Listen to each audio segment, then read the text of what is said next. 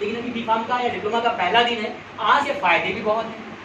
क्यों? ग्रोथ बहुत ज़्यादा है, because it gives you the, and only those people can go to the marketing who have the ability to sell anything, and the growth ratio is very fast as compared to the other. Initially you have to work hard, you have to wait for a doctor, you have to keep yourself in queue. Whenever the doctor calls you, you have to tell we are this, the doctor कहेगा आधा interest लेगा ले, but when you will tell that I am pharmacy graduate, तो उसका interest आपसे बात करने का है। एक BA वाला जाएगा, एक BSc वाला जाएगा और एक फार्मा ग्रेजुएट जब जाएगा तो वो आपको एक रिस्पेक्टेबल नज़र आपको ज़्यादा टाइम देगा। ये दूसरा फायदा है फार्मेसी करने को। तो आप BA करने के बाद भी जा सकते हैं। पहली बात तो आपको नॉलेज है सारी, आप उसे जब बताओगे रिलेवेंट चीज़ें तो then definitely you will prescribe your drugs. So the growth is higher than the other thing. क्यों? क्योंकि आपको स्ट्रगल ज़्यादा करनी है, तो मेडिकल रिप्रेजेंटेटिव हो सकते हैं जाके किसी भी अच्छी कंपनी में, एंड उसमें क्या होता है सैलरी के साथ साथ इंसेंटिव्स भी मिलते हैं। तो nowadays people are more going towards the marketing, and if you want to go in the marketing exclusively, you can go for the higher study in the MBA or pharmaceutical management, pharmaceutical MBA, so in which you will be specialized. You can design how to sell a particular medicine, how the brochure are to be developed, how the we have to convince the doctors and the people to take my product. Medical store से उठ के निकल गए, ये चले गए, अब आप कन्विंसिंग होगा, डॉक्टर के पास गए, 2 4 5 विजिट में डॉक्टर समझ जाएगा कि आपको कितनी नॉलेज है, तो वो आपको अलग से करेंगे, आपकी मेडिसिन लिखना शुरू कर देगा। That depends on your knowledge. So this is the other option for the pharma graduate. If you want to go after B.Pharm, you will be absorbed. You can opt this profession after the MBA, general MBA, as well as the pharmaceutical. This is another option which you can opt.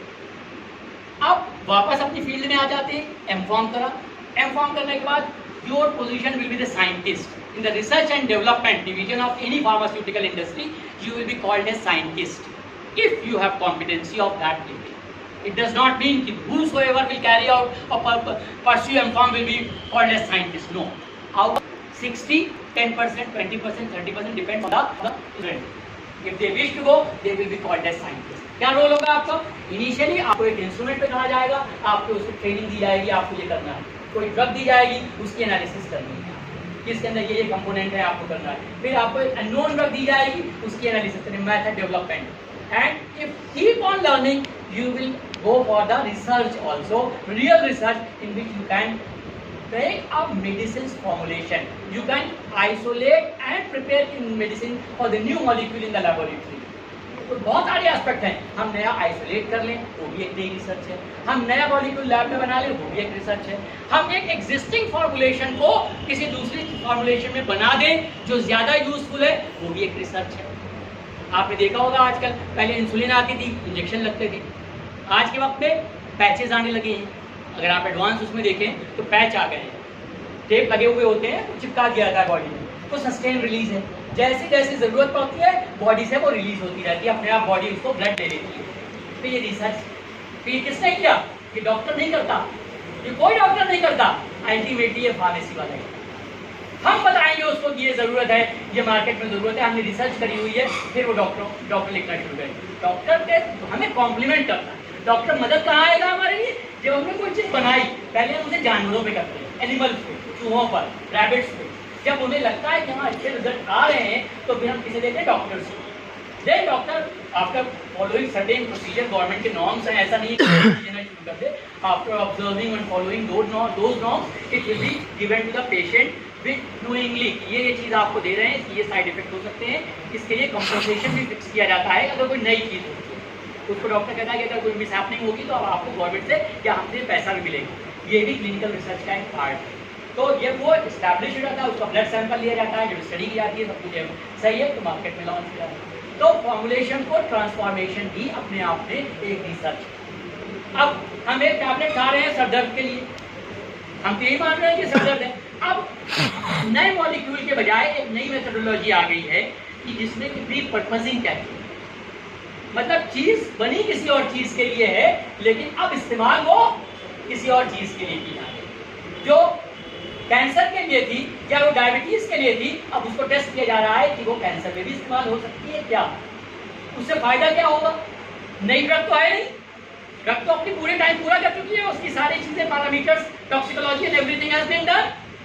तो अब ये चीज दोबारा नहीं करना है, अब सिर्फ चेक क्या करना है कि डायबिटीज में यूज हो रही थी क्या कैंसर में एफिकेशियस है।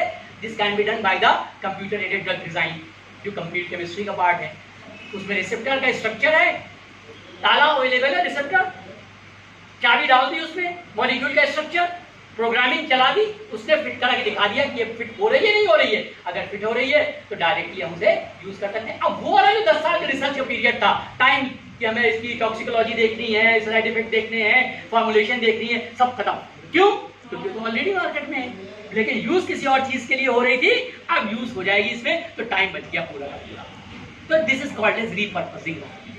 This is a newer field and everybody is going in this direction only rather than developing a new molecule। और हो सकता है भाई हम जिसको मान के चल रहे हैं ये इस काम की है, भाई गुच्छे ताले रखे हैं, चाबियां बहुत सारी हैं, हम भी हो सकता है ट्राई न किया हो चाबी उस ताले के लिए, तो लगाते ही लग गई। अब ये चल रहा है आजकल, ये बहुत इंपॉर्टेंट है। इस फील्ड को भी आप अपना फ्यूचर बना सकते हैं जो रिसर्च में जाती है। ऐसा नहीं है कि आप बी.फार्म में कर लेंगे, रिसर्च में सोच अभी से शुरू होगी और जो आप एम.फार्म के बाद एग्जीक्यूट कर सकते हैं।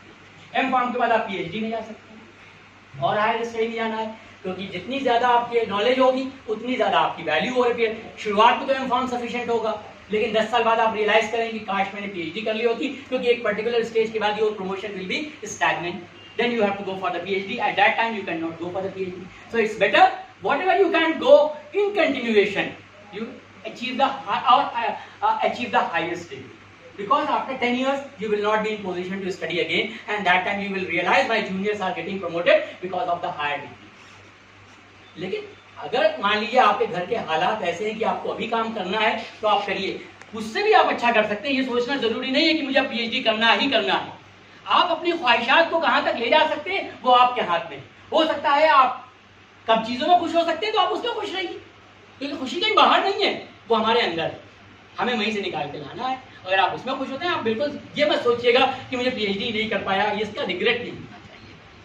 तो we should try to achieve the highest degree, but if you could not, because many of us are dependent on our, we are basically our families are looking at us, तो हमें उनको कमा कर देना है। तो जहां पर भी आपको लगता है कि राइट टाइम है, अब मैं उनके लिए कुछ कर सकता हूँ, और जब उनको लगे स्टेबल हो जाते हैं फिर आप वापस आ जाए हमारे नूर। You can do that. Learning के लिए कोई उम्र नहीं होती, सबसे अच्छी बात ये है कि हम कभी भी। तो फार्मेसी में बात होगी, पीएचडी जा सकते हैं। अब एक हट के फील्ड बताता हूँ। आपने बी.फार्म कर लिया, नाउ आपको लगा मजा नहीं,